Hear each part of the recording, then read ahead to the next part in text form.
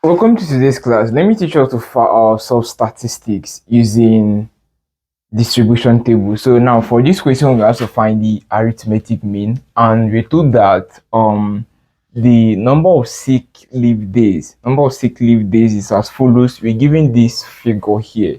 So first of all, say solution, then put up a frequency distribution table. On the first one, we're going to have the number of days, then we're going to have frequency, then we'll have fx.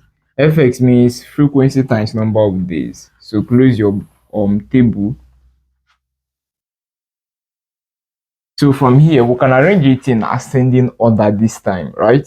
So the smallest digit here is 2. We have 2, then 3, then we have 4. Yeah, we have 4.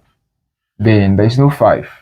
So we have 6, then we have 7, we have 8, then we have 9, we have 10. I think that's the highest. Alright, so for here now, 2 occurred how many times? Think once, then 3 occurred twice, then 4 occurred once, 6 occurred once, 7 occurred twice, then 8 once, 9 once, and 10 once.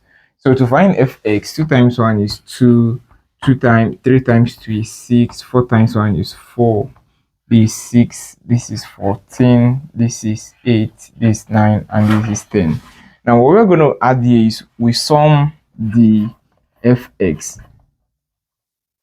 Okay, let me write it here. So we sum the fx, then we sum f, so that our mean will be given as sum of frequency times number of days all over sum of frequency.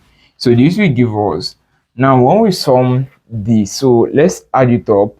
This is 8 and this is 18, then this is 32, then this is 40, this is 50, this is 59. So we're gonna have 59.